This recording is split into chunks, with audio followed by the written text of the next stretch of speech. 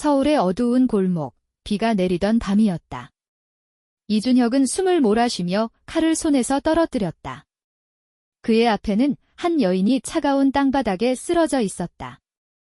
그녀의 이름은 박소연, 그의 오랜 연인이었으나 이제는 그의 손에 의해 생명을 잃었다. 준혁은 떨리는 손으로 그녀의 맥박을 확인했다. 아무것도 느껴지지 않았다. 그는 비틀거리며 골목을 빠져나갔다. 그의 심장은 마치 북소리처럼 울렸지만 그는 이를 무시했다. 이제 끝이다. 그는 중얼거렸다. 아무도 모를 거야? 그는 아파트로 돌아와 옷을 갈아입고 피 묻은 칼을 강물에 던졌다. 거울 속에 자신을 바라보며 그는 미소를 지었다. 마치 아무 일도 없었던 것처럼. 하지만 그의 심장은 여전히 불안하게 뛰고 있었다. 그는 이를 애써 외면하며 잠자리에 들었다. 며칠이 지나도 세상은 평온했다. 준혁은 회사로 출근하고 동료들과 농담을 주고받으며 일상을 이어갔다. 그러나 그의 내면은 그렇지 않았다. 동료들의 사소한 말투, 지나가는 행인의 눈빛 하나하나가 그를 불안하게 만들었다. 이준혁, 요즘 좀 피곤해 보인다. 무슨 일 있나? 그의 동료 민수가 물었다. 민수의 눈은 평소와 다르게 날카로웠다. 준혁은 순간 숨이 멎는 듯 했다. 아, 그냥 잠을 좀 못 잤어. 그는 억지로 웃으며 대답했다. 하지만 그의 심장은 다시 요동쳤다. 민수가 뭔가를 아는 걸까? 소연의 일을.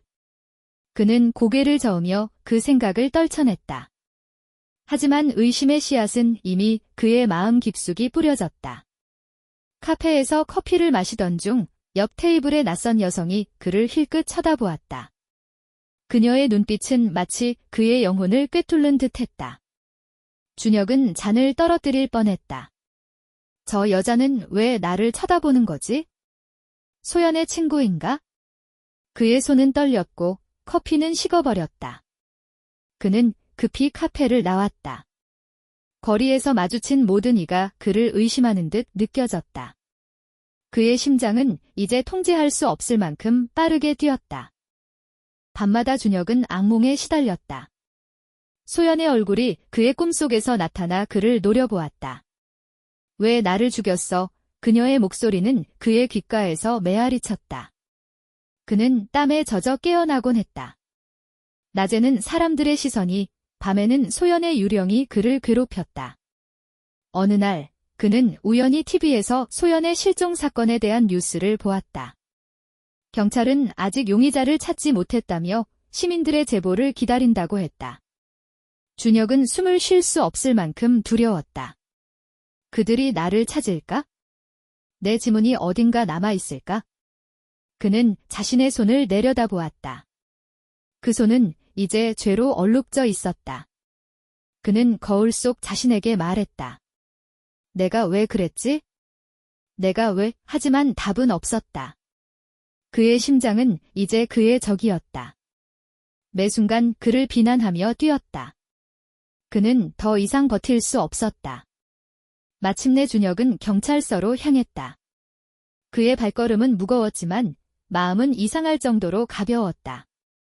그는 모든 것을 털어놓았다. 소연을 죽인 순간, 그 뒤에 거짓된 일상, 그리고 끝없는 불안까지. 경찰은 그를 체포했고 그는 감옥에 갇혔다. 재판은 신속히 진행되었다. 그는 사형을 선고받았다. 3일 뒤 그는 단두대에서 생을 마감할 운명이었다. 감옥의 차가운 벽 속에서 그는 홀로 자신의 죄를 되새겼다. 이상하게도 그의 심장은 이제 더 이상 뛰지 않았다. 그는 이미 죽은 듯 느껴졌다. 사형 집행을 이틀 앞둔 밤, 감옥 문이 열렸다. 어둠 속에서 한 남자가 들어왔다. 그의 얼굴은 그림자에 가려져 보이지 않았다. 그는 준혁에게 다가가 낮은 목소리로 말했다. 너는 아직 살아야 한다. 준혁은 혼란스러웠다. 누구십니까? 남자는 대답하지 않고 그를 끌고 감옥 밖으로 나갔다. 준혁은 저항할 힘조차 없었다. 그들은 어두운 차량에 올라 병원으로 향했다. 병원 수술실에 도착하자 남자는 준혁을 수술대에 눕혔다. 마취제가 그의 몸에 주입되었고 그는 의식을 잃었다. 깨어났을 때 그는 자신의 얼굴이 달라져 있음을 느꼈다. 거울 속에는 낯선 얼굴이 있었다. 그의 얼굴은 이제 그 낯선 남자의 것이었다. 그리고 그 남자는 준혁의 얼굴을 하고 있었다. 이제 너는 새 삶을 살게 될 거다, 남자가 말했다. 내 이름은 김태현이다. 이 이름으로 살아라. 그리고 다시는 죄를 짓지 마. 그는 준혁에게 서류 한 장을 건네고 사라졌다. 서류에는 김태현이라는 이름과 새로운 신분이 적혀 있었다. 3일 뒤, 준혁은 사형 집행장을 찾았다. 그는 떨리는 다리로 관중 속에 섞여 있었다. 단두대 위에는 그의 얼굴을 한 남자가 서 있었다. 그의 이름, 이준혁으로 불리며 군중은 침묵 속에서 그를 바라보았다. 칼날이 떨어졌고 그의 머리는 굴렀다. 준혁은 그 장면을 멍하니 바라보았다. 그의 심장은 다시 뛰기 시작했다. 하지만 이번에는 죄의 두려움이 아니라 알 수 없는 자의 의도에 대한 의문이었다. 그는 군중을 뚫고 사라졌다. 그의 손에는 김태현이라는 이름이 쥐어져 있었다. 준혁은 김태현이라는 이름으로 새 삶을 시작했다. 그는 서울 외곽의 작은 아파트로 이사했고 조용한 일상을 꾸려갔다. 하지만 그의 마음은 여전히 혼란스러웠다. 그 남자는 누구였을까? 왜 나를 살렸지? 왜 자신의 얼굴과 삶을 내게 주었나?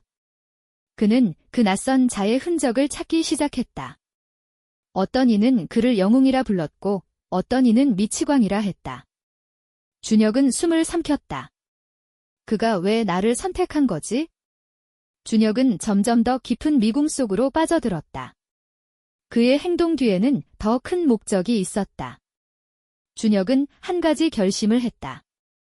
그는 김태현의 흔적을 끝까지 쫓아가 그의 진짜 정체와 목적을 알아내리라. 그의 심장은 이제 새로운 목적을 위해 뛰고 있었다.